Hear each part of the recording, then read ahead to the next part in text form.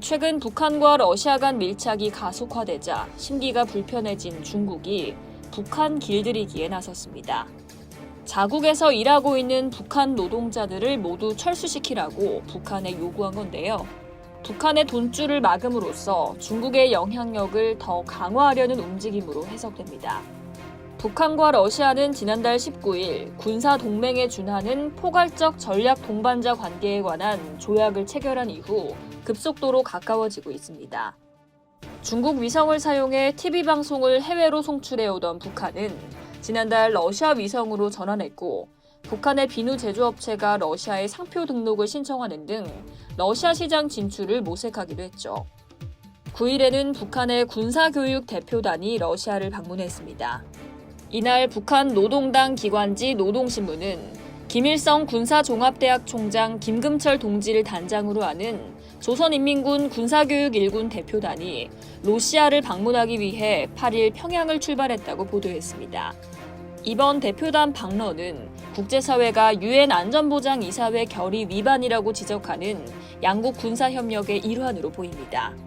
북한과 러시아가 지난달 정상회담에서 군사동맹에 준하는 포괄적 전략 동반자 관계에 관한 조약을 체결한 이후 북한군 관계자가 러시아를 찾는 건 처음입니다.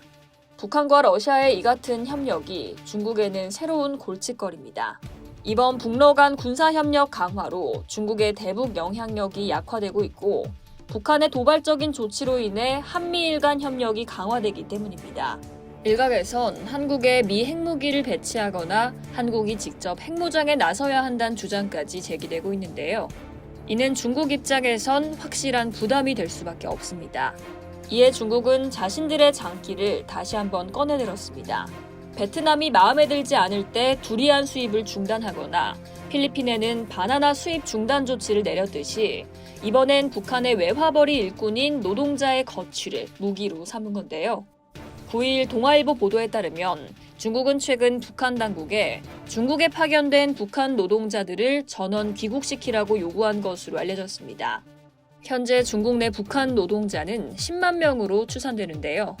이들의 체류 허가 기간이 조만간 대거 만료됩니다. 보도에 따르면 북한 당국은 중국의 이 같은 요구에 중국 내 노동자를 순차 귀국시키고 대체할 노동자를 파견하는 방식을 제안했지만 중국이 이를 거부했습니다. 중국은 모두 귀국시킨 뒤 새로운 노동자를 순차적으로 받겠다는 입장을 고수하고 있는 것으로 전해집니다.